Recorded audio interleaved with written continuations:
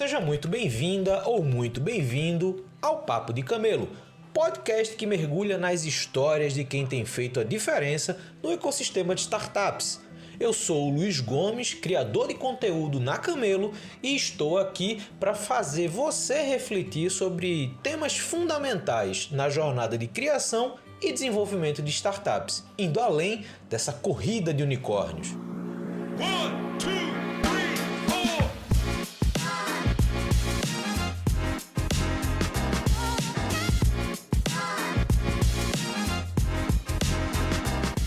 Estamos começando mais um Papo de Camelo. Hoje a gente vai conversar com o Lucas e com o Ítalo da Safe, uma startup que tem apoiado principalmente os vieses jurídicos por trás das estruturas de startups e de algumas outras empresas.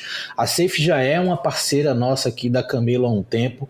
A gente tem soltado conteúdos sobre esse ambiente jurídico, cuidados jurídicos que as startups precisam ter para não cair em problemas que geralmente acontecem ao longo da jornada, e hoje a gente vai ter a oportunidade de conversar sobre a trajetória tanto do Lucas quanto do Ítalo, que cofundaram a Safe e que hoje vão poder falar um pouquinho mais para a gente sobre esse cenário e, obviamente, a trajetória deles. Primeiro, Lucas e Ítalo, obrigado por terem aceito o convite e ter separado um tempo para falar comigo. Passando a bola para vocês, como eu sempre faço, quem são vocês e como é que vocês chegaram até aqui? Bom, obrigado, Luiz, pelo convite, obrigado por essa oportunidade da gente, não apenas a Safe como parceira da Camelo, mas também a oportunidade de estar aqui com vocês hoje para conversar um pouquinho da nossa trajetória. Eu me chamo Lucas Mantovani, eu sou advogado de formação, trabalho com startups exclusivamente em empresas de tecnologia há aproximadamente 4 anos, e muito da minha trajetória, até eu estava escrevendo a respeito disso recentemente, minha trajetória com startups, ela surgiu meio que num momento um pouco até de frustração. Então eu vou retomar um pouquinho ali atrás, um pouquinho da minha trajetória. Prometo que eu não vou voltar quando eu nasci, onde eu nasci, mas eu vou falar um pouquinho da minha trajetória a partir do momento que eu decidi advogar. Eu estava ali na faculdade, obviamente, no curso de Direito. Fui mais uma das pessoas que entrou no curso de Direito porque todo mundo prometia o famoso leque de opções que o curso de Direito te dá, e realmente é um leque de opções, não dá para mentir, mas naturalmente, quando você não tem uma direção, qualquer caminho serve. Então eu estava realmente... durante um bom tempo do meu curso, eu não ainda sabia exatamente o que eu queria fazer, sabe? E aí, no 7º período ali, eu participei de um encontro ali de alguns estudantes, e aí, dentro de uma das palestras lá, alguém falou uma frase que me marcou muito. A pessoa falou assim: a advocacia é a profissão liberal por excelência. E eu falei, cara, que legal, que interessante isso aí.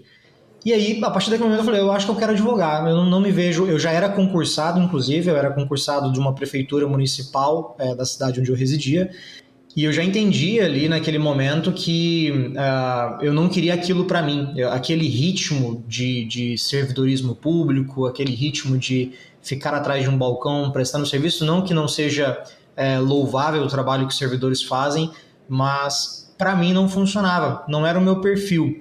E naquele momento em que eu decidi que eu queria advogar, eu falei, eu preciso encontrar um caminho para construir isso, porque eu seria o primeiro advogado da família, não tinha ninguém, não conhecia ninguém, vim de uma região de periferia de Goiânia ali, então não era assim, não passava necessidade, mas também não era uma pessoa que tinha uma grande influência ou pessoas e contatos para poder me conduzir nessa jornada. Eu falei, eu preciso encontrar o meu caminho. E o primeiro passo que eu fiz foi pedir a exoneração do concurso, que eu estava à época, e buscar um estágio que me conectasse de algum modo com a advocacia. E eu encontrei esse estágio na Caixa Econômica Federal, foi um estágio muito bom que fiz lá durante 2 anos. Eu trabalhei na parte trabalhista ali, dos atendimentos que a Caixa fazia, das ações trabalhistas que eles atendiam. E dentro daqueles 2 anos ali, já em contato com a advocacia de algum modo, eu realmente confirmei que eu queria aquilo para mim. Só que aí, mais uma vez, um leque de opções, porque mesmo dentro da própria advocacia, a gente tem 1 milhão de coisas que você pode fazer. E como eu já estava muito envolvido com a parte trabalhista, eu decidi que seguiria naquele caminho, porque, afinal de contas, já tinha aquele conhecimento, não tinha por que mudar, e assim eu fiz. Eu saí da faculdade, segui na advocacia trabalhista durante um período muito longo de 6 meses, e aí nesses 6 meses foi suficiente para eu perceber que, mais uma vez, eu não estava confortável com aquilo, né? Eu sei que parece muito... parece um discurso de quem é talvez fraco, né? No sentido de que, peraí, eu vou ter que buscar só o que é confortável para mim. Não era bem isso. Era uma questão de realmente eu não me identificava com aquilo, não me encontrei naquele ponto e eu ainda tinha a oportunidade de escolher, que muitas pessoas às vezes não têm, mas eu particularmente tinha. Eu podia ainda naquele momento, solteiro, jovem, morava com meus pais, eu podia escolher. Eu falei, cara, se for para eu arriscar, é agora que eu preciso mudar. E aí com aqueles 6 meses ali foi suficiente para eu tomar essa decisão de mudar. E eu sempre tive na minha cabeça uma perspectiva de ajudar quem move a roda do mundo, ajudar empreendedores, ajudar quem faz negócios, quem gera riqueza. Isso sempre teve na minha cabeça, especialmente depois que eu li os livros da Ayn Rand, A Nascente e A Revolta de Atlas. E eu falei, cara, eu quero ajudar esse tipo de pessoa. Eu quero ajudar essas pessoas que acordam todos os dias, pensam soluções, inovam no mercado, geram riqueza de algum modo. E a advocacia empresarial é este lugar, né? E aí, dentro da advocacia empresarial, mais uma vez, um leque de opções. Eu não poderia simplesmente entrar na advocacia empresarial porque é mais restrito, especialmente para advogados jovens. Imagina eu sem barba à época, um jovem de 24 anos, entrar na advocacia empresarial é muito difícil você conquistar espaço nesse setor. Especialmente quando você tem grandes bancas de advogados que já atendem esse público. O empresário não quer colocar a empresa dele na mão de alguém em que ele não confia. E eu precisava construir esse caminho. E aí eu falei, eu preciso buscar um nicho, então, que me proteja de algum modo. O nicho, ele te protege, porque você não precisa saber de tudo e, ao mesmo tempo, você consegue trazer algum nível de especialização para o que você faz. E esse nicho foi o nicho das startups e empresas de tecnologia, que eu somei a minha atração por tecnologia de um modo geral, que eu adoro. E era um tema que estava bastante em alta à época ali, meados de 2019, 2020, a gente estava vivendo o início de um ápice do mercado de startups no Brasil. Se falava muito nisso no Brasil e ainda assim a gente fala muito pouco a respeito ainda que se falasse muito, existe uma certa bolha nesse sentido. E aí eu optei trabalhar com esse perfil de negócio, fui buscar algumas oportunidades como profissional liberal, cheguei a trabalhar como advogado contratado de algumas startups ali. Fui convidado, à época, de forma muito inocente, aceitei alguns convites para ser sócio, entre aspas, de algumas empresas, via contrato de vesting, e acabei não tendo nenhum retorno financeiro dessas experiências, exceto os aprendizados. E com aproximadamente 1 ano já trabalhando nesse segmento, eu conheci o Ítalo, que é o meu sócio, está aqui na nossa gravação do podcast também. A gente se conheceu por um amigo em comum, e ele também fazia a mesma coisa, só que em outro lugar. Eu estava em Goiânia, Goiás, ele estava em São Paulo, capital, e a gente queria, atender esse perfil. A gente tinha mais ou menos a mesma trajetória, estávamos mais ou menos no mesmo momento, e um dia no Instagram, a gente trocando uma ideia ali, ele falou, cara, por que não a gente fazer uma sociedade? Por que não a gente começar um escritório que tem esse perfil? A gente tem potencial para isso, a gente já faz isso hoje, por que não somar esforços, né? E aí assim fizemos. A gente começou à época o CM Law, que depois virou Cunha Mantovani Advogados, que depois virou CMA Startups, que depois virou a Safe. A gente vai entrar em detalhes depois dessa trajetória desde que a gente começou, mas sempre com essa proposta de atender empresas de tecnologia e startups. Tanto eu quanto ele nos dedicamos integralmente a isso o tempo todo, tanto do ponto de vista de estudos, de atendimento, de postura como profissional no mercado. Eu, particularmente, fiz uma pós-graduação em Direito da Tecnologia, fiz cursos de extensão na FGV, participei da organização de Startup Weekends, pude participar de encontros e reuniões do ecossistema de startups como organizador, o que me trouxe muita visão de mercado, que eu acho que é muito importante para profissionais dessa área. E hoje estamos aqui conversando com o nosso público nesse podcast. Exatamente. E aí, acho que a gente tem uma história muito parecida mesmo, né, Lucas? De desilusão com a advocacia, né? Pessoal, meu nome é Ítalo Cunha, eu sou CEO, cofundador da Safe, sócio do Lucas Mantovani, que acabou de falar aí muito bem sobre, acho que, a trajetória dele, que reflete muito com a minha, né? Que é muito parecida em alguns aspectos. Cara, de um lugar de completa desilusão assim, com a advocacia, eu entrei pro direito muito também em busca desse leque. Fiz um ano de cinema antes, porque não queria entrar pro direito. E aí falei, não, cara, se eu continuar no cinema eu vou ser pobre pra sempre, né? E isso é horrível, um negócio que a gente não quer, né? Que a gente não glamuraliza a pobreza, né? E aí, olhando pro direito e para esse leque, eu comecei, até queria, na época, ser policial federal, ou advogado, ou procurador, promotor, alguma coisa assim.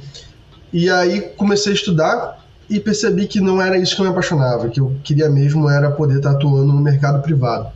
Eu estudava na Universidade Federal Fluminense, lá em Volta Redonda, uma cidade do Rio de Janeiro. E dentro dessa cidade tinha muito pouca oportunidade para estagiar em escritórios, qualquer coisa assim. Eu falei, cara, se não tem oportunidade, e é uma característica acho que muito minha e do Lucas, a gente vai criar, eu vou criar a minha, foda-se. Xinguei, desculpa, não sei se pode, foi mal. Mas se não tem a oportunidade, a gente vai criar a nossa. E aí, fundamos uma empresa júnior na faculdade, que é a Ímpeto, é a primeira empresa júnior jurídica de uma faculdade federal no estado do Rio de Janeiro.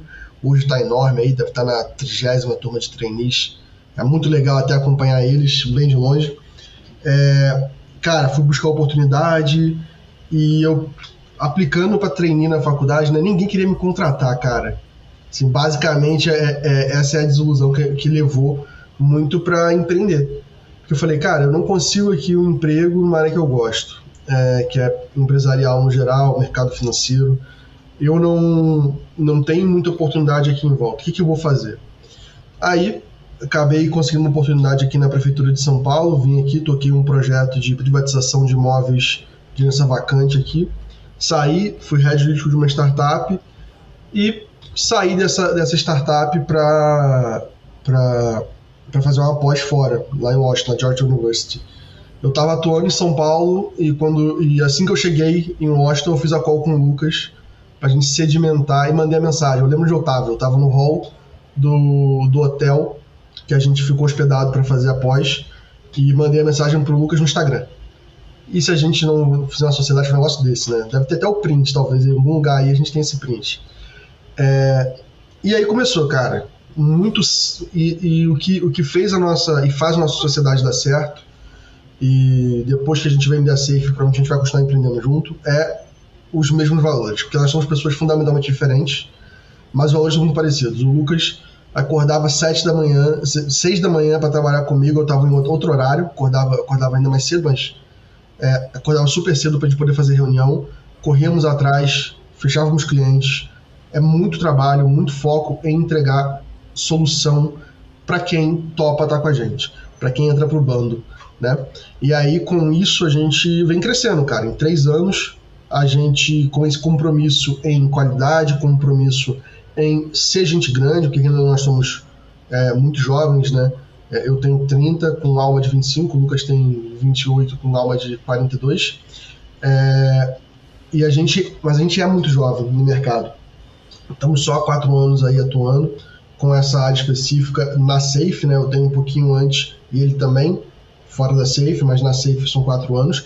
E, cara, em 3 anos e 8 meses, na verdade, a gente bateu aí mais de 300 empresas, mais de 30 milhões viabilizados em investimento early stage, tá? E só hoje a gente tem dezenas, cara, mais de 50 startups que estão com a gente como departamento jurídico delas, que é essa solução que a gente lançou em novembro do ano passado e que fez a gente dobrar de tamanho.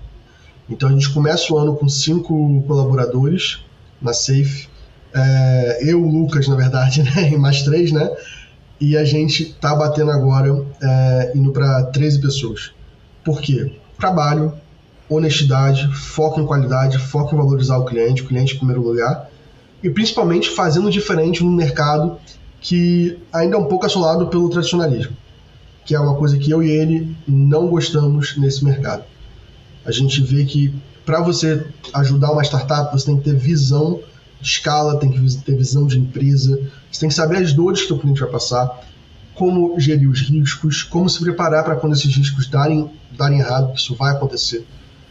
Então, é uma visão muito diferente que a gente leva, com um tipo de serviço diferente, porque hoje a gente faz tudo. um fundador de uma startup, uma fundadora, abriu a startup dela, ela pega e vai passar toda a burocracia para o nosso time, para focar em falar com o investidor, vender e validar o produto, que é o que um fundador tem que fazer. Isso é muito bacana porque, bom, nas respostas de vocês já daria para levantar várias questões que são super importantes. A primeira delas que me chama a atenção é 2 perfis que não são de tecnologia por formação, mas que se entendem hoje como empreendedores nesse mercado digital, né? Então, se relacionando com startups, discutindo com pessoas que estão construindo seus produtos digitais. Então, isso é um fator por si só já bem interessante, né? E aí, no final da fala do Ítalo, tem uma questão que eu acho muito legal, que é esse viés do mercado jurídico ainda ser visto como um mercado muito tradicional. E isso, de certa forma, cria um afastamento entre startups e soluções e estruturas jurídicas, né? A gente costuma dizer que uma startup só procura um ambiente jurídico quando o problema já aconteceu, né? Então, isso talvez por esse comportamento tradicional. Mas eu queria voltar a fala para vocês com uma questão que eu queria entender melhor, e eu acho que faz muito sentido para quem está ouvindo a gente também entender melhor, que é como foram esses primeiros passos de empreender voltado ao mercado digital. E aí eu queria combinar essa pergunta com outra, que é uma coisa que a gente já conversou em uma edição da Camelo, e é bom que vocês dois estejam aqui, que é como dar início a essa jornada junto com o desenvolvimento dessa relação societária, né? A gente vê que hoje no ambiente de startups, assim como aconteceu com vocês, acontece com tantas outras, perfis fundadores diferentes, em geografias diferentes, isso cada vez mais comum, mas que precisam trabalhar junto, que precisam tomar decisões sobre quem vai fazer a atividade A, a responsabilidade B, quem eventualmente vai ter mais ou menos participação, mais ou menos disponibilidade. Eu queria entender, no caso de vocês, e aí combinando essas duas perguntas, como é que foi o início dessa trajetória do relacionamento como prestador de serviço no ambiente digital e como se dá isso dentro de casa, na relação societária do Lucas com o Ítalo. Perfeito, eu vou até começar aqui falando um pouco como é que foi o nosso início, e aí o Lucas entra complementando aí sobre a parte um pouco também técnica, né? Que é o nosso papel no final do dia quando a gente está ajudando o fundador. Cara, a gente começou e a primeira coisa que a gente fez foi um acordo de sócios para que a gente pudesse regularizar a nossa relação, entendeu? Assim, de alguma forma ter uma carta de direitos e deveres para nós dois, que está assinada, até hoje a gente respeita, o mesmo não mudou. Lá atrás, né, o CNPJ deve até ter mudado, mas a gente continua ainda com o mesmo acordo, que é um acordo, cara, querendo ou não, simples, mas baseado no que nós dois queremos para a vida. E é um acordo que foi feito anteriormente, bem pensado, feito com calma, e que funciona até hoje porque a gente foi muito honesto quanto a ele, né? E aí, o início dessa prestação de serviço no digital, ela veio ali muito com uma série de erros, a gente errou muito, mas você só acerta errando, então isso aí é algo normal. Quem está começando a empreender vai errar muito, cara, e isso vai acontecer, é o normal da tua caminhada. Claro, né, erra, tenta consertar rápido, que nem a gente fez, afinal bateu o nosso faturamento que a gente tem hoje, bateu o tamanho que a gente tem hoje, em 3 anos com o mercado jurídico não é algo fácil de fazer, e a gente conseguiu, a gente teve muito sucesso nesse aspecto. Porém, tu vai errar muito, cara, é muito complicado, a gente vai chegar, tem problema, não sabe como fazer marketing, não sabe como vender, não sabe como gerir uma equipe, e a gente ficou ali no início 6 meses só botando grana, só gastando dinheiro, até vir o primeiro centavo, e aí a gente conseguiu ter um salário ali muito grande, né, de R$700, nosso primeiro pagamento, como recompensa das horas exaustivas colocadas. Isso tudo gera uma fricção absurda, que se você não tiver os valores do seu sócio, da sua sócia, se você não tiver a visão de ele é humano, ele vai errar, ela é humana, ela vai errar, mas ter o compromisso de melhorar, de assumir seus erros, accountability, responsabilidade extrema, como a gente fala aqui, você vai ter um problema na tua relação societária. Então, do lado estratégico, do lado de business, honestidade, responsabilidade extrema e ter negócios com pessoas que têm os seus valores. Não adianta nada o Lucas ter uma visão libertária, liberal que ele tem, eu ter uma visão completamente anticapitalista e tentar fazer uma sociedade com ele. Não vai dar certo. Por quê? Porque os valores são muito diferentes. Ele vai se preocupar em, cara, vamos tirar lucro, e eu vou me preocupar, vamos, sei lá, doar o dinheiro para alguma coisa, não sei. E esses valores que geram a nossa sociedade dando certo, esses alinhamentos que funcionam. Então isso tem que ser feito antes de assinar qualquer coisa. E aí vem o que você precisa assinar, né? Olha, Lucas, o que você precisa assinar quando você inicia uma sociedade com outra pessoa? A gente tem, até curioso, né? Até antes de falar desse aspecto de documentos jurídicos, ou o que os empreendedores deveriam se preocupar, um fato curioso. Eu e o Ítalo, a gente estávamos, à época, muito distantes. Ele estava em São Paulo, eu estava em Goiás, e nós ficamos à distância como sócios por cerca de 1 ano e meio. A gente só foi se ver pessoalmente a primeira vez, até porque a gente estava em um momento de pandemia. A gente começou a Safe em fevereiro de 2020. Um mês depois, pouco tempo depois, estourou a pandemia, dia 18 de março, e aí acabou que, enfim, a gente sabe, né? Não vou entrar nesses detalhes. A gente ficou 1 ano e meio sem se falar e gerando negócios. A gente, nesse meio tempo, sem se conhecer pessoalmente, a gente, além de tocar à época o que era o CMLaw, que era o escritório, nós abrimos uma empresa de registro de marca, que a gente tocou em paralelo, que durou 1 ano, a gente ficou com ela durante 1 ano, que gerou receitas e estava rentável. A gente só interrompeu as atividades dessa empresa porque a gente entendeu que a gente precisaria focar em uma só para dar certo. Se a gente ficasse dividindo a atenção, não ia funcionar. E a gente só conseguiu fazer isso porque tinha um alinhamento muito grande cultural, um alinhamento de valores, e também porque desde o day one, a gente como advogados não poderia construir como é que é casa de ferreiro, espeto de pau, né? A gente não poderia construir isso do modo equivocado, do modo como a gente não defende. Então fizemos um acordo entre nós. À época a gente fez um memorando de entendimentos, porque não éramos sócios constituídos formalmente. A gente fez um memorando de entendimentos e depois da constituição da sociedade fizemos o que a gente tem hoje como acordo de sócios, né? Então é muito importante para qualquer empreendedor, para qualquer founder.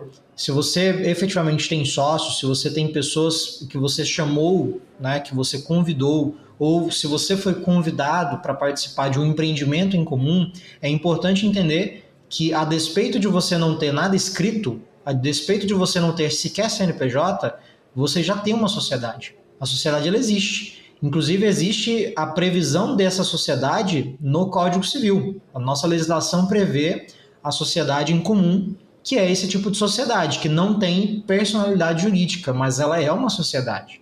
O fato de você chamar ali duas pessoas, um de tech, um de marketing e você de comercial, para poder ter um empreendimento em comum, se esse empreendimento tem caráter econômico, tem o propósito de trazer lucro, isso já é uma empresa, isso já é uma sociedade. Aí o ponto é, até que ponto você está disposto a assumir o risco de não formalizar isso? Porque existem riscos atrelados a isso. Existe o aspecto de confusão patrimonial, que a gente chama, que existe na sociedade em comum, que é essa sociedade apenas verbal, onde se você, por exemplo, tem alguma ação trabalhista, uma ação consumerista, ou algum tipo de obrigação que vocês contraíram como empresa e não existe uma sociedade constituída, essa obrigação, esse passivo, essas cobranças, elas vão recair sobre a sua pessoa física, se não há ainda uma personalidade jurídica. Então você responde lá com a casa que você comprou com muito suor, está pagando as prestações, a sua casa pode entrar numa cobrança judicial, porque você não teve o cuidado de fazer um CNPJ. O seu carro que você usa para trabalhar, a mesma coisa. Às vezes você tem um imóvel ou algum tipo de bem ali, alguma propriedade, que nem é só você que usa, às vezes a sua mãe usa, às vezes a sua esposa, a sua namorada, enfim, e assim por diante. Então você coloca em risco o seu patrimônio pessoal quando você não se preocupa com esse aspecto de constituição jurídica da sociedade. Quando eu falo constituição jurídica, é de ir lá na junta comercial, no seu contador e falar, eu quero fazer uma sociedade limitada, é a famosa limitada. você fazer isso é um passo importante, é um passo que vai te proteger pessoalmente e que principalmente vai gerar credibilidade do ponto de vista empresarial, tanto com clientes, fornecedores, colaboradores que você vai contratar. E aí, nessa fase prévia à constituição, então já entrando na resposta ali que o Ítalo me pediu, né? O que o fundador tem que fazer no início? Se você ainda não constituiu formalmente a sua sociedade, a primeira coisa que você tem que fazer é sentar com os seus cofundadores, com os seus sócios, e conversar a respeito de temas sensíveis. Conversas sensíveis precisam ser feitas nessa etapa, e não quando dá problema lá na frente. É nessa etapa que você tem que falar: e se um de nós der para trás? E se fulano não entregar? E se ciclano decidir sair antes da hora? E se... Aí você cria vários ICs, várias hipóteses, e vai respondendo em conjunto, no momento em que vocês estão super animados com o projeto, tá todo mundo bem, é nesse momento que vocês respondem em conjunto, se alinham, colocam no papel, e aí minimamente a gente costuma dizer, se você não tem como contratar um advogado, cara, minimamente coloca tudo num papel e se mandem por e-mail, sei lá, manda por e-mail um pro outro e pede a ciência, todo mundo concorda por e-mail, que pelo menos você tem alguma coisa, tá? Não é o ideal, mas faça pelo menos isso. Então você tem que ter essas conversas sensíveis e preferencialmente você faça o que a gente chama de memorando de entendimentos, que é um documento que não é só para isso, mas existe a configuração dele para pré-constituição de empresa. É o memorando de entendimentos de pré-constituição, onde os cofundadores se juntam, colocam dentro de um documento ali os termos daquele projeto em comum, colocam inclusive, a gente sempre recomenda isso, colocar uma data máxima para essa situação irregular de não haver uma pessoa jurídica constituída persistir. Então, assim, a gente vai ficar nessa situação durante 6 meses. E em até 6 meses, se a gente não atingir o faturamento X, ou se a gente não avançar com o projeto, a gente encerra, ou a gente vai criar uma sociedade limitada, porque é o certo, você vai constituir a sua empresa. Se você age como empresa, você tem que ter a constituição, a entidade jurídica de uma empresa. E aí, nessa etapa prévia, então, o memorando de entendimentos é o documento que vai reger as regras de convivência entre os sócios. E existem casos que a gente vê aqui na SAFE que parece bobeira lá atrás, mas que geram problemas. Eu vou citar um exemplo aqui, obviamente não vou mencionar a empresa, né? Mas a gente já teve mais de um, assim, onde os fundadores, eles até fizeram um memorando de entendimentos, até tiveram o cuidado de fazer o documento lá atrás, quando ainda não havia PJ. Mas eles não colocaram no memorando de entendimentos a participação de cada um. Quando eu falo participação societária mesmo. Não discutiram a respeito disso. Quando chegou o momento de constituir a sociedade, aí eles foram discutir. Aí eles já tinham passado já mais de 6 meses de operação, já tinham investido dinheiro, todos eles, já tinham se dedicado, colocado energia, tempo, já tinham tido dor de cabeça, e aí não discutiram isso lá atrás. Quando foi constituir a sociedade, tiveram que discutir e eles não estavam alinhados. E aí ficou, dias, às vezes semanas, discutindo um assunto que poderia estar já resolvido lá atrás. E aí, eventualmente, esse assunto, se você não consegue chegar no alinhamento, você vai ter o fim daquela sociedade, efetivamente, porque as pessoas não vão se alinhar, e aí você vai ter um prejuízo muito grande do ponto de vista do negócio, porque você desperdiçou tempo, energia, dinheiro, às vezes, com algo que não foi para frente. Então, essa etapa prévia é super importante. E aí, depois que você constitui a sua sociedade limitada, enfim, a sua sociedade, efetivamente, a gente vai ter um outro documento, que é um documento que, mais uma vez, ele parece uma bobeira para muita gente, mas ele é um documento super importante, que é o Acordo de Sócios. E eu vou explicar para vocês, eu vou trazer uma perspectiva um pouco diferente do porquê que o Acordo de Sócios é tão importante. As pessoas pensam que o acordo de sócios é só para complementar o contrato social, é só para poder dizer o que cada um vai fazer e o que acontece se um sócio sair ou se um sócio morrer. Sim, também é para isso. O acordo de sócios também é para isso, é um documento de governança societária, onde você estabelece ali regras que vão definir votação, quórum para votação, vão definir hipóteses de saída, vão definir valuation de empresa na saída, penalizações para saída antecipada. Vão prever uma série de situações ali que é super importante para que os sócios tenham uma convivência saudável. Mas mais do que isso, quando a gente fala de startups são ativos financeiros.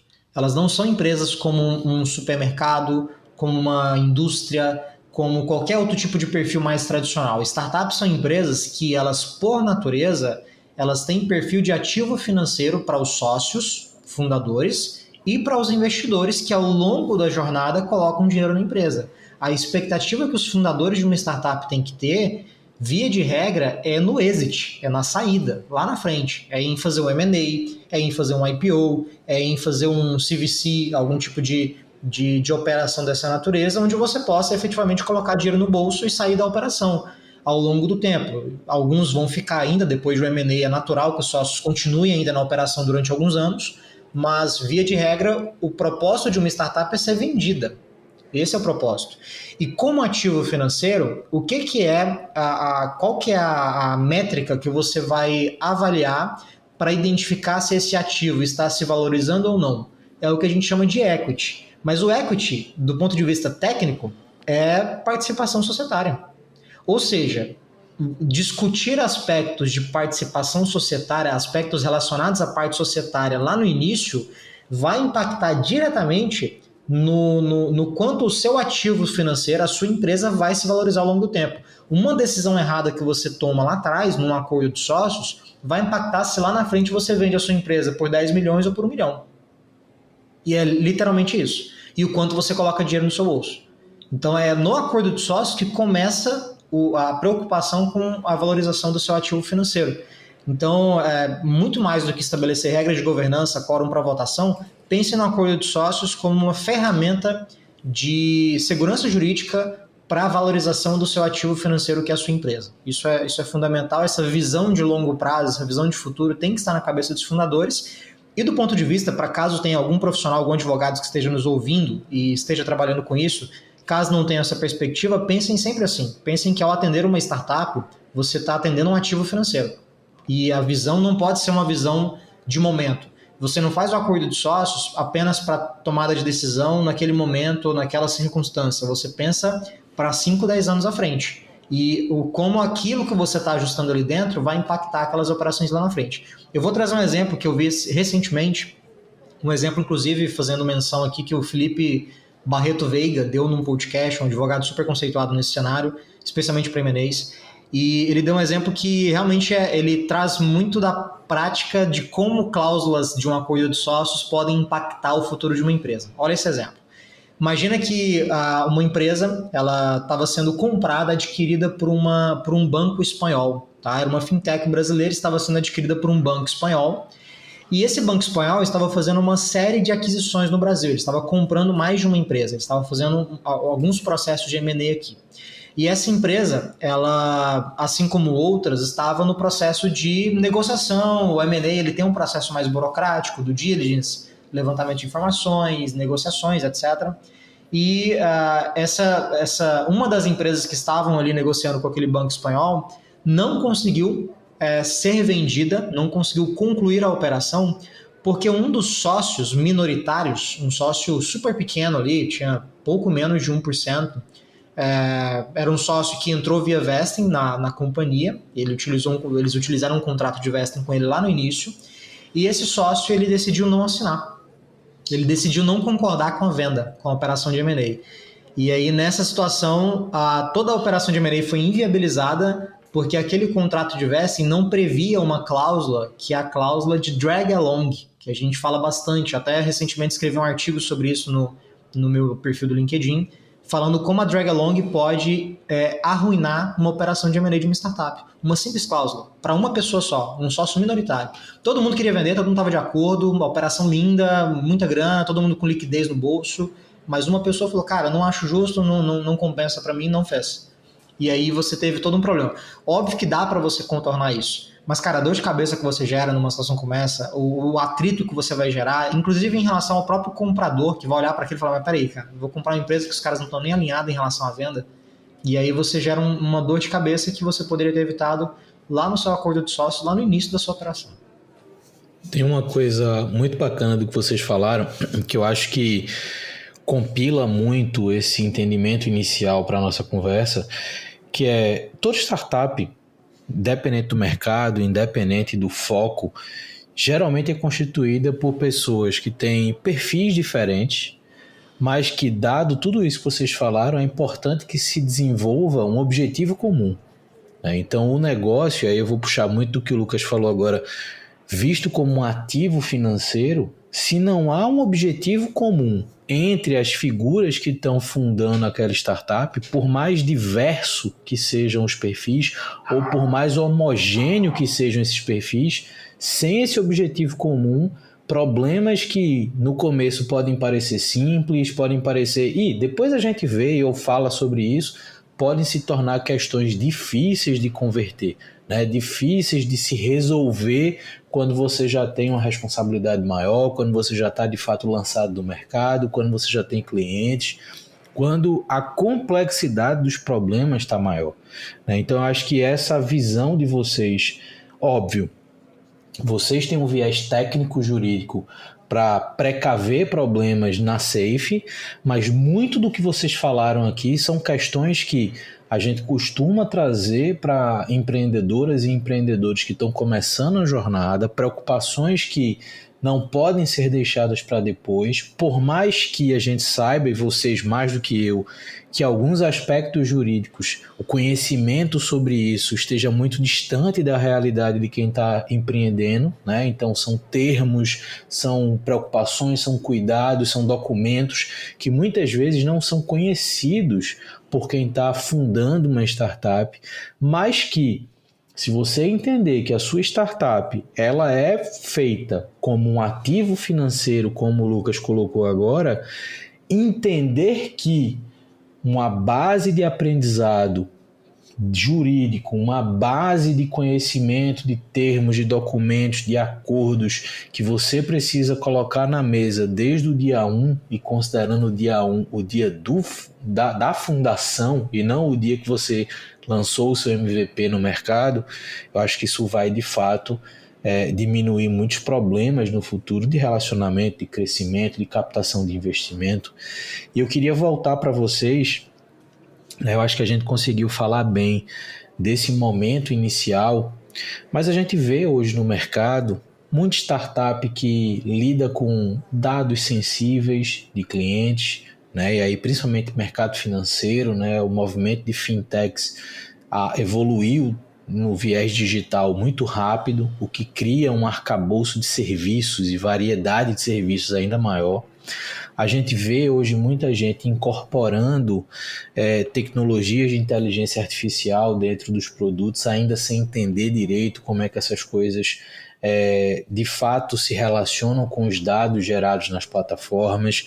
A gente ainda vê muita startup B2B, principalmente, que não consegue ter um contrato bem definido com seus clientes, principalmente quando vendem para corporações ou se relacionam com indústrias ou estruturas empresariais mais densas. Como é que vocês hoje enxergam um pouco esse movimento?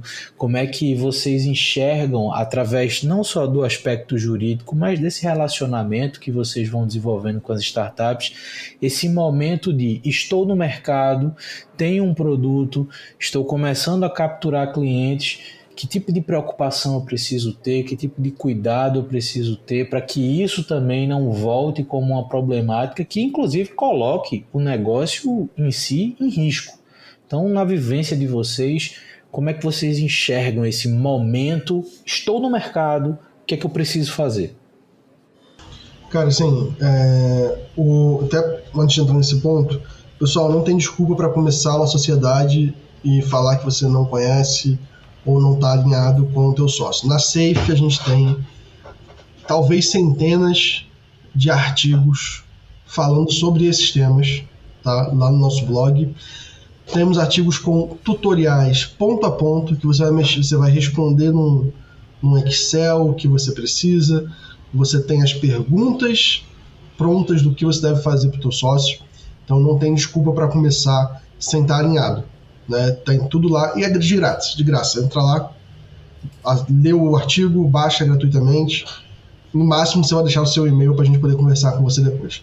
Sobre esse ponto que você trouxe agora, o mercado de startups ele é um mercado que está sempre muito pouco maduro. Sempre um pouco um quê de amadorismo às vezes. Por quê? Porque você está fazendo as coisas muito rápido.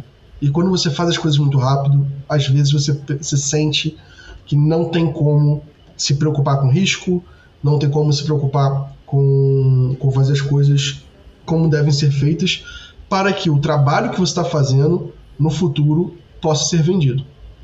Não adianta nada você ter uma base de um algoritmo que aprendeu sobre as finanças de pequenos e médios negócios e é super legal, mas todos esses dados foram coletados de forma sem autorização dos donos dos negócios, ou você utiliza um algoritmo aí que pegou esses dados e divulgou na internet, porque esse business nunca vai ser vendido. As empresas vão olhar para ele e vão falar, cara, se eu comprar isso aqui, eu estou comprando um processo multimilionário, que custa mais do que o valor da empresa. Então, é muito olhar, e assim, quando você está fundando uma startup, você tem que pensar que eu quero vender esse negócio. Então, ele tem que ser feito certinho, cara, não tem muito para onde fugir. Porque senão, vai dar errado. Então, muitas startups começam com muita velocidade, isso aí, a gente super entende, né? 3 anos pode parecer um tempo longo para uma empresa, mas não é. A gente vê aí negócios que demoram 5, 6 anos para atingir o que a gente conseguiu na Safe, e a gente fez direitinho. Porque há uma preocupação, claro, todo mundo é advogado, sua maioria, né? Mas existe uma preocupação com o cuidado de ter um contrato que faça sentido e ter um contrato que você não vai ter que, no final do dia, entregar gratuitamente para o seu cliente. Ter uma preocupação com os dados de quem está usando sua plataforma. Ter uma preocupação, poxa, essa empresa de cripto que eu estou fundando, ela está dentro da lei? Se ela não está, por quê? Onde que ela pode estar? Se ela não está dentro da lei no Brasil, às vezes ela pode estar fora e operar aqui. Será que não tem uma abertura? Então, tudo isso são preocupações que o fundador, às vezes, não sabe muito bem como passar, e tudo bem. Eu e o Lucas, a gente estudou 5 anos para poder aprender isso. E a gente foi aprender de verdade fora da faculdade, né, cara?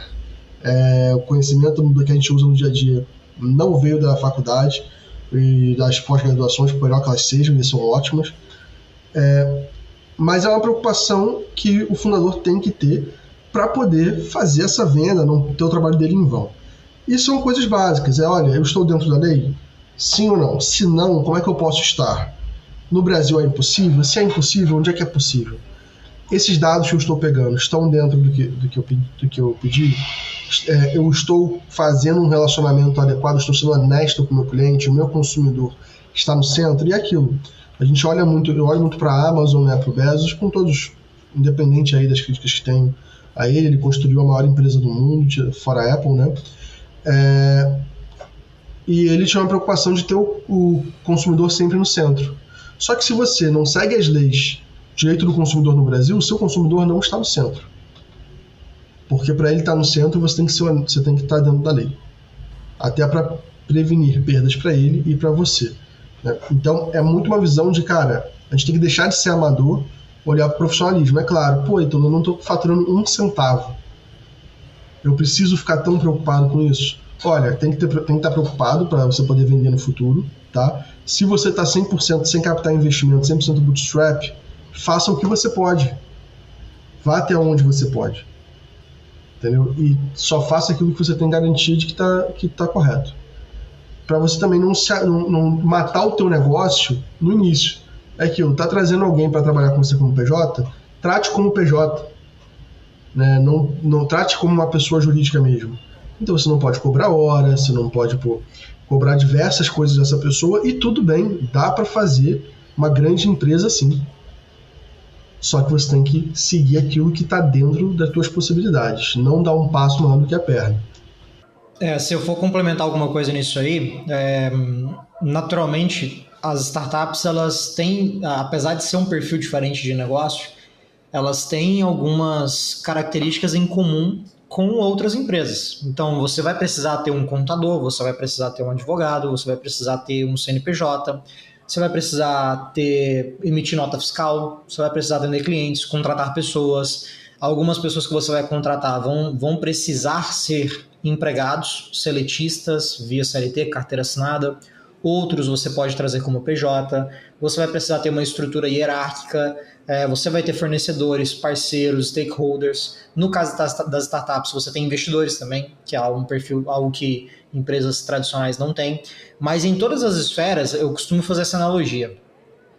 Startups, elas são empresas que, apesar de serem de tecnologia, são empresas formadas por pessoas e feitas para pessoas.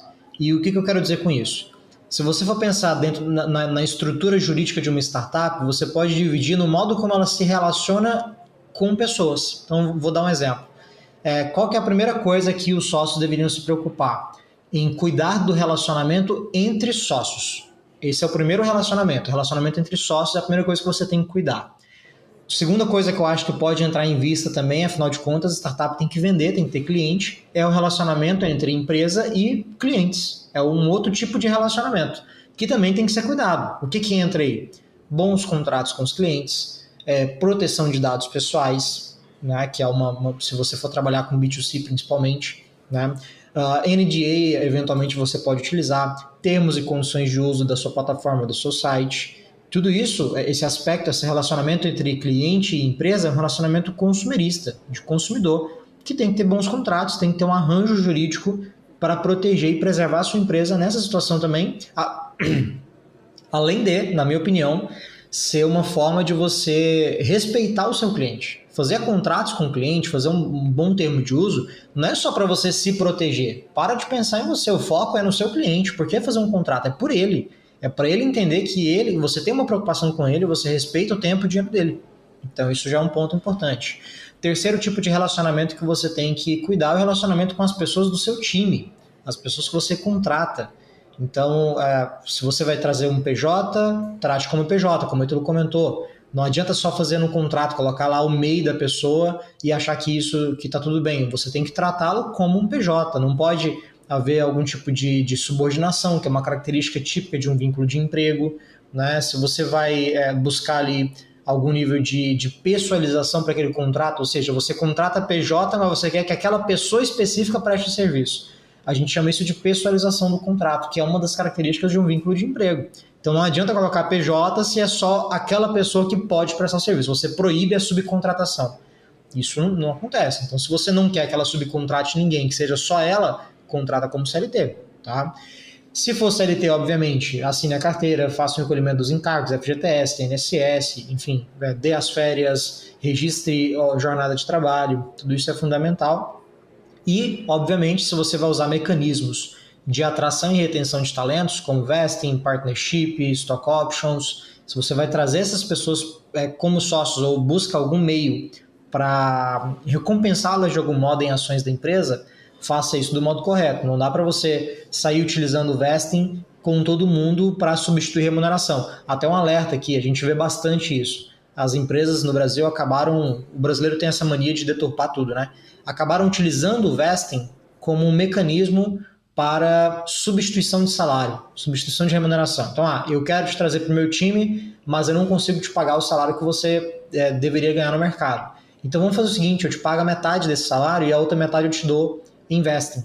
Só que existem outros mecanismos para fazer isso do ponto de vista de substituição de salário, de você recompensar um salário de mercado que você não consegue pagar. E não é o vesting. Não é para trazer essa pessoa como sócio necessariamente. Se você quer usar o vesting para trazer alguém como sócio, você tem que querer essa pessoa como sócio da sua empresa. E essa pessoa tem que querer ser sócio da sua empresa. E aí entra naquilo que a gente comentou lá atrás. Tem que ter alinhamento de valores, tem que ter alinhamento de cultura, tem que ter visão parecida em relação ao que se espera daquela empresa como ativo financeiro. Então, usar os documentos e instrumentos jurídicos de forma adequada vai fazer diferença, né?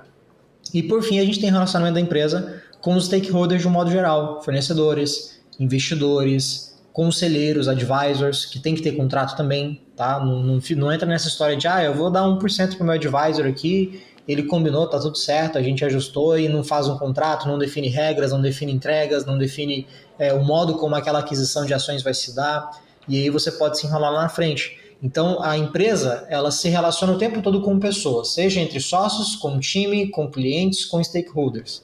Mas em cada um desses tipos de relacionamento, você precisa ter instrumentos jurídicos adequados para formalizar isso e evitar que você tenha problemas. né? E, por fim, eu costumo fazer uma analogia também, que é a seguinte: diferente de empresas tradicionais, startups, elas são como atletas de elite.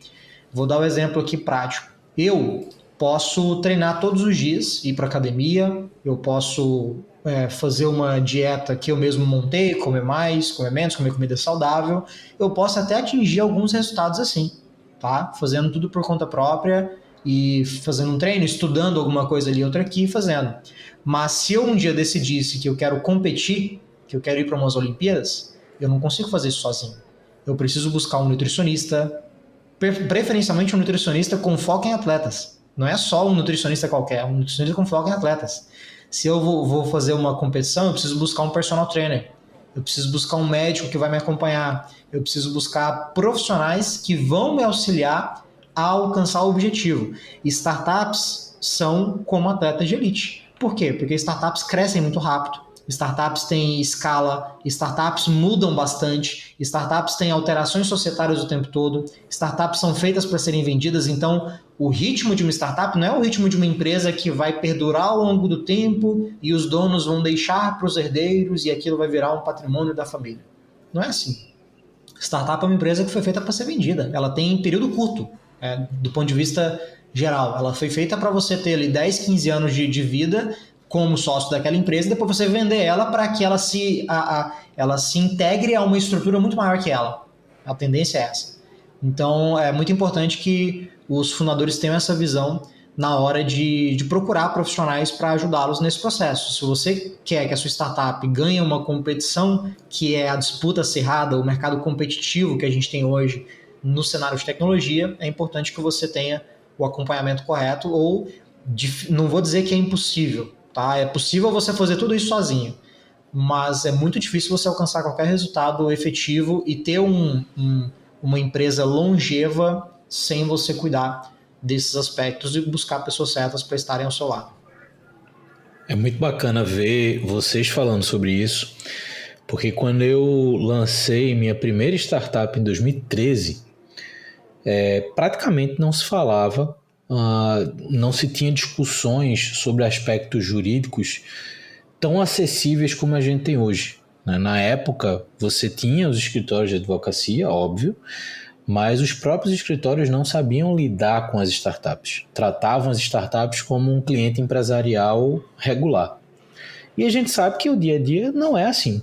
Então, tudo isso que vocês colocaram, a vivência tanto de vocês na própria Safe, quanto a relação que vocês desenvolveram no ecossistema de startups, mostra que hoje existe uma percepção, existe uma maturidade em entender o funcionamento de uma startup. Teve uma coisa que o Ítalo falou lá no começo que eu achei muito bacana, que é entender a rotina, entender como é que esse negócio funciona, entender para que ele é feito, entender as bases, que não são só as bases formais, mas muitas vezes os conceitos, as percepções. E eu acho que isso no ambiente de startup é muito diferente. E ter uma estrutura como a Safe, que, como vocês também mesmo falaram, entrega uma base de aprendizado gratuita, disponível para quem está querendo empreender, que gere e que impulsione na cabeça das empreendedoras e dos empreendedores uma visão de, cara, se você quer lançar um produto no mercado, um mercado que seja ele qual for, é dinâmico, é competitivo, é cheio de pormenores que, se você não tiver atenção, você vai cair em armadilhas que podem ser evitadas. E ter acesso a uma base de conhecimento é importante, dedicar tempo para aprender essas coisas é muito importante. Tem uma coisa que o Lucas falou agora no final, que também daria um outro episódio só para falar sobre isso, que é como tratar diluições de equity da sua startup, seja para os próprios fundadores, colaboradores que você queira trazer como peça-chave e principalmente perfis que possam investir na sua startup. O equity da startup, eu costumo dizer que é o ouro. O ouro não é o produto, O ouro não é a ideia que você teve, o ouro é o equity que você pode ali negociar para impulsionar o produto, para gerar uma oportunidade, porque com a dinâmica de mercado, o seu produto pode mudar, a sua visão de contexto pode mudar, mas a abertura que você dá de equity para trazer um perfil de sócio, para diluir alguém que já investiu em você, para trazer uma peça-chave, cara, esse contexto é muito importante. Então eu acho que para a gente fechar essa nossa conversa, eu deixo aqui como recomendação e vou colocar tanto na descrição do podcast quanto numa edição específica da Camelo que a gente vai falar sobre esses assuntos, mais links com os conteúdos publicados pela Safe, que são esses conteúdos que são conhecimentos de base, mas são fundamentais para que você possa evitar problemas no futuro. Mas, para a gente fechar nossa conversa, gostaram do papo? O que é que vocês têm aí para falar para a gente fechar essa nossa conversa sobre diversos aspectos complexos, mas importantes no que diz respeito à visão jurídica? Pô, cara, brigadão aí, foi sensacional o papo. Acho que a gente conseguiu trabalhar bastante um pouco da nossa trajetória, né? Que a gente teve pouca oportunidade de falar. Eu acho até que a gente tem que gravar um podcast lá pro SafeCast falando da história da Safe, que certamente tem muito aprendizado ali também para quem vai ouvir a gente. Mas a última coisa assim que eu deixaria para quem está ouvindo e acompanhando a gente aqui é que você não precisa começar do jeito errado, cara. Dá para começar do jeito certo. Dá para buscar profissionais que te ajudem. A Safe é uma empresa de tecnologia e consultoria jurídica, no final das contas. Nós somos uma empresa que oferece isso para as startups e para as empresas de tecnologia. Temos o nosso braço de tecnologia, que eu vou deixar o Ítalo falar depois com muito mais propriedade, ele que está mais à frente disso aqui na Safe, que é algo muito novo para nós também. Tem 1 ano que a gente tem investido em tecnologia própria, e o Ítalo vai poder falar um pouquinho mais disso depois, mas eu vou falar um pouquinho da nossa solução consultiva, tá? Que é onde eu estou mais envolvido hoje dentro da Safe, que é o que a gente chama de back-office jurídico. A Safe ela se posiciona como um departamento jurídico online para empresas de tecnologia e startups. Então, as empresas que nos contratam têm a oportunidade de acessar no modelo full service, sem limitação de demandas, 6 verticais diferentes de atendimento jurídico, que vai desde a parte societária, operacional, regulatória, investimentos, propriedade intelectual e proteção de dados. São 6 áreas que são super importantes, que se complementam, querendo ou não, e que de algum modo a gente consegue modular de acordo com o perfil da empresa e o momento e estágio em que ela está. Então tem empresas, por exemplo, que podem começar com o operacional e societário, para começar a arrumar as coisas, e aí à medida em que ela cresce, em que ela se posiciona no mercado, ela pode contratar o de investimentos para buscar um investidor, ela pode de repente contratar um regulatório se ela for um perfil de uma fintech, de uma health tech, de uma insurtech, de uma govtech, são empresas que têm um aspecto regulatório muito presente, né? A gente tem algumas empresas com esse perfil aqui. Então o nosso back-office jurídico ele se posiciona como esse departamento jurídico, e o nosso time jurídico, que é um time enxuto, mas um time super qualificado, que está o tempo todo trabalhando com essas questões aqui na Safe, vai ficar à sua disposição como fundador. Então, a gente oferece um serviço completo, full service, que ao mesmo tempo se adequa ao tamanho e ao estágio da sua empresa, e o nosso time de advogados vai se posicionar como o seu time de advogados. Não é que você contrata a Safe e aí é mais um fornecedor. A Safe vai se posicionar como o seu jurídico. Eu costumo dizer até que muitos clientes acabam se esquecendo que tem jurídico mesmo depois de contratar a Safe, que é um pecado, né? A gente está aqui à disposição, a gente tem que demandar aos nossos clientes para eles nos passarem coisas, né? Enfim, eu costumo dizer, não assine mais nenhum contrato a partir do momento que você contratou a Safe, não assine contrato sem falar com a gente. E acabou, não tem conversa. Nós somos o seu jurídico. Alguém te questionou alguma coisa, alguém te trouxe algum ponto, um problema, uma discussão, uma dúvida, você tem a quem perguntar, você tem a quem recorrer. Então, o nosso back-office é o nosso produto nosso carro-chefe aqui na Safe, e a gente entrega isso através de uma plataforma onde todo mundo que contrata o back-office consegue visualizar as demandas, acompanhar, monitorar, solicitar, entender quem é o responsável, prazo de entrega, SLA, interagir com o nosso time, subir documentos, ver os documentos. A gente tem um trabalho também de fazer a gestão desses documentos, que é enviar para assinatura, fazer a gestão dos documentos assinados. Então, nós efetivamente somos um jurídico que se assume dentro da operação da empresa. A gente realmente assume esse papel e isso é o nosso produto principal, e a gente está à disposição, os links vão estar aqui embaixo para vocês nos contatarem, conhecerem um pouquinho melhor essa solução e a gente poder oferecer isso para vocês. Eu vou passar para o Ítalo, porque a gente tem também, como eu disse, o nosso braço de tecnologia, que a gente está muito feliz também de estar, querendo ou não, abrindo esse caminho, não apenas na Safe, mas também no nosso mercado, que está um pouco carente de soluções como essa que a gente está desenvolvendo. Perfeito, Lucas. Pessoal, é aquilo. Tendo o departamento jurídico online da Safe, vocês vão ter realmente um jurídico de empresa grande numa startup. Basicamente isso. Interno, né? Não é um escritório de advocacia, a gente até se destaca muito bem disso. Nós somos um departamento jurídico por assinatura, online, para todas as necessidades do seu negócio. Então já sabe, né? Precisando de alguma coisa, chama a gente. Como é que a gente pensou na nossa tecnologia, cara? A gente dobrou de tamanho esse ano. E a gente dobrou de tamanho esse ano, dando de volta para a comunidade, né? Dando de volta para a bolha, entre aspas, das startups. E isso passa também por a gente ajudar quem está começando agora e não consegue, às vezes, pagar o nosso back-office, né? Que é esse produto de departamento jurídico. A gente criou uma plataforma onde a gente ajuda fundadores que estão começando a fazer sua primeira captação. A gente tem a melhor listagem do mercado de fundos early stage, aceleradoras que vão botar grana no seu negócio. Nós te ajudamos com um passo a passo a chegar nos seus investidores anjo, temos um curso de captação gratuito lá, com a experiência que a gente adquiriu com os fundadores que captaram 30 milhões e a gente ajudou a fazer os contratos. Tá?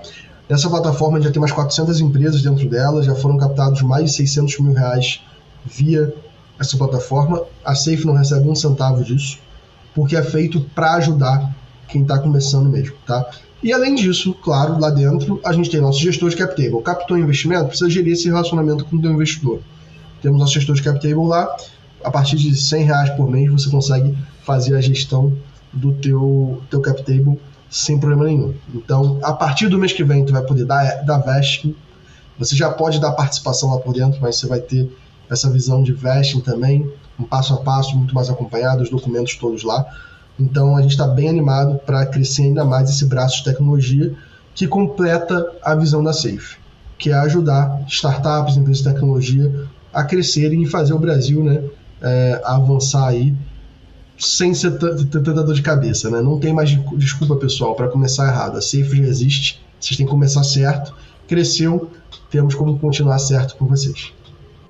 Sensacional. Eu espero que quem ouviu a gente até aqui tenha tudo isso que foi apresentado tanto pelo Ítalo quanto pelo Lucas como ponto de partida para refletir sobre questões jurídicas, refletir sobre o seu negócio, a sua startup. Isso que o Ítalo falou agora no final é muito importante. Não tem para que começar errado, né? Uma coisa era 10 anos atrás, quando a gente não tinha quase nenhuma abertura a escritórios jurídicos para ajudar a estrutura da startup. A gente errava e depois que errava a gente que ia atrás de socorro.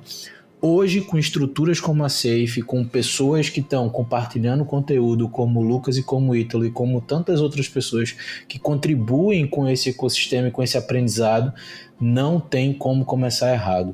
Busquem essas plataformas, busquem esse apoio, troquem ideia tanto com o Ítalo quanto com o Lucas, entendam o serviço por trás da Safe e se você chegou até aqui, saiba que toda a informação que foi compartilhada vai estar disponível tanto no link desse podcast quanto na própria Camelo. E a gente se escuta no próximo Papo de Camelo. Valeu!